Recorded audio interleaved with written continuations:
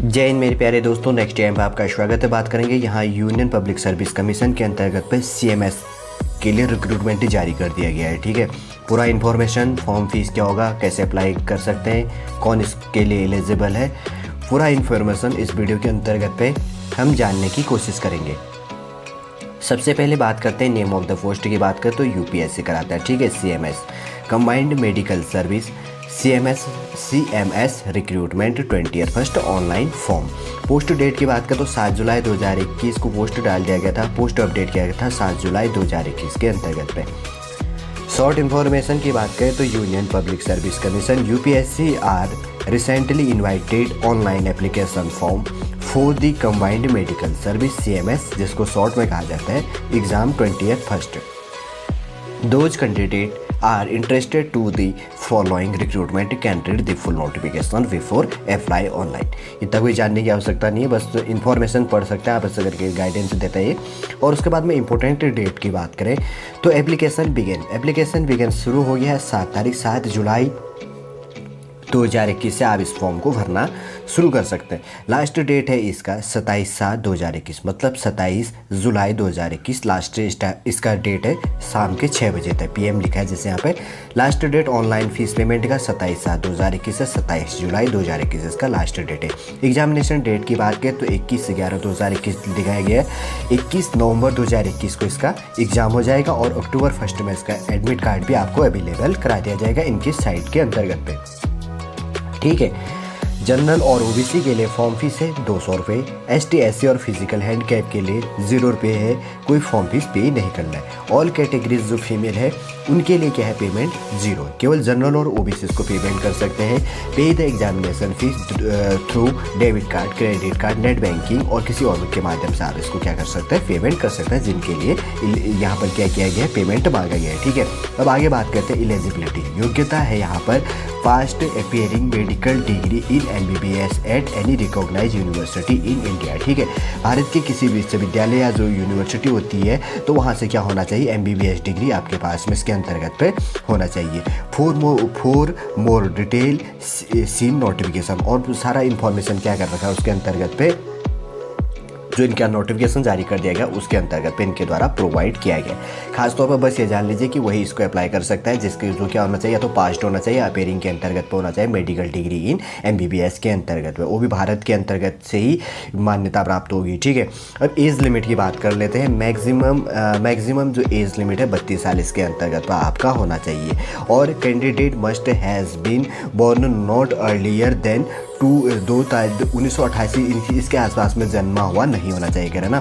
Candidate must has been born not earlier than इसके आसपास में। और बस ये मान के चलो, अगर आपका 32 साल एज नहीं हो रहा है तो आप इसको भर सकते हो, और ज़्यादा इसमें इसके अंतर्गत कोई इन्फॉर्मेशन लेने की आवश्यकता नहीं है।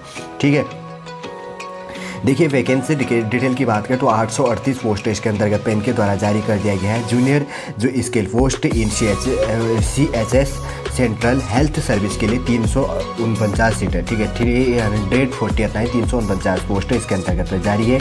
Assistant division medical officer ADMO इन रेलवे, इसके लिए 300 पोस्ट इसके अंतर्गत पे है। जनरल ड्यूटी मेडिकल ऑफिसर, जिसमें क्या कहा जाता है, GDMO ग्रेड 2 के लिए है इन NDMS और EDMC, और SDMC के लिए है 5 पोस्ट इसके अंतर्गत पर जारी कर दिया गया है। General duty medical officer GDMO जिसको कहा जाता है in various Delhi municipal council के अंतर्गत पे कितने हैं, 184 पोस्ट है इनके लिए टोटल वैकेंसी इसके अंतर्गत पे कितना, 838 पोस्ट है। ठीक है, आप इसके एलिजिबल है तो आप इसको भर सकते हैं। उसके बाद की बात करें तो अप्लाई ऑनलाइन, जैसे अप्लाई ऑनलाइन के अंतर्गत आप क्लिक करेंगे तो यहाँ पर से क्या होगा, इसका प्रोसेस नया चालू हो जाएगा। जैसे कि इसका पोर्टल खुलेगा यहाँ पे,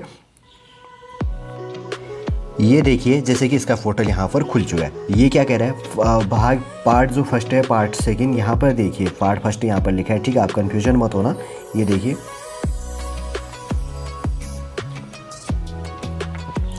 पार्ट फर्स्ट जैसे आप रजिस्ट्रेशन करेंगे, पार्ट सेकंड हो गया। सबसे पहले हमने अभी अप्लाई नहीं किया तो बस मैं बता रहा हूँ कि आपको फॉर्म कैसे भरना है। ठीक है, CMS के लिए होगा समझ गए होंगे। पार्ट फर्स्ट के अंतर्गत पर जैसे हम क्लिक करेंगे तो ये दूसरा देखिए यहाँ पर थोड़ा सा इनका इंस्ट्रक्शन दिया होता है, शॉर्ट इंस्ट्रक्शन जैसे लिखा है ना, important instruction to fill online application form के लिए हिंदी और इंग्लिश दोनों लैंग्वेज के इसके अंतर्गत पे दिया गया होगा। आप ध्यानपूर्वक पढ़ेगा कि इनके द्वारा जो गाइडेंस दिया गया है कब क्या है पूरा करके, फिर उसके बाद में लास्ट में आई एग्री पर क्लिक होगा। ठीक है, येस या नो पे क्लिक करना होगा। जैसे आप यहाँ पे येस पे क्लिक करेंगे तो ये आगे अपना क्या करेगा, नया प्रोसेस चालू करके देगा। ठीक है, जैसे कि देखिए इसने क्या किया, अब फॉर्म भरना यहाँ पे चालू हो गया। देखिए अगर आप जब फॉर्म भरेंगे तो अब आपको लग रहा होगा कि यहाँ पे पेमेंट के लिए, जिसको पेमेंट नहीं करना है जब वो यहाँ पर अपना सारा इन्फॉर्मेशन डालेगा कि कैटेगरी उसकी कौन सी है, तो उसके बाद में उसको क्या किया जाएगा, डायरेक्टली रूप से देखिए पूरा फॉर्म है यहाँ पर, पूरा एड्रेस जब आप भरेंगे तो भरने के बाद में जब आप पेमेंट की बात आएगी तो अगर आपकी कैटेगरी आपने पहले लिख चुके हैं कि आप जिस कैटेगरी से, तो उसी बेस से वहाँ पर वो करेगा। फिर फोटो अपलोड करना है, फिर उसके बाद में जहाँ पर आपका एग्जाम सेंटर आएगा उसको आप इसके अंतर्गत पे फिलअप कर सकते हैं। ठीक है, ऐसे कैसे जैसे जैसे देखेंगे उसी प्रकार से आपका क्या होगा, प्रोसेस आगे बढ़ते रहेगा। और समझ गए होंगे कैसे आपको इसके अंतर्गत पे फॉर्म भरना है। Union public service commission UPSC के अंतर्गत पे इसका पूरा इन्फॉर्मेशन आपको मिल जाएगा और इसी के अंतर्गत से आप अप्लाई कर सकते हैं। ठीक है, चले दोस्तों समझ गए होंगे इसके अंतर्गत पे फॉर्म किस चीज़ का आया और कितने पोस्ट है, कौन इसको अप्लाई कर सकता है, पूरा इन्फॉर्मेशन इस वीडियो के अंतर्गत पे हमने आपको प्रोवाइड कर दिया है। आज का वीडियो हम यहीं पर समाप्त करते हैं। यदि आज का वीडियो आपको अच्छा लगे लाइक कीजिए, कमेंट कीजिए और हमारे इस चैनल नेक्स्ट टाइम को सब्सक्राइब कीजिए। इसी रूप से हम आपको कंटेंट नेक्स्ट वीडियो के रूप में आगे देते रहेंगे।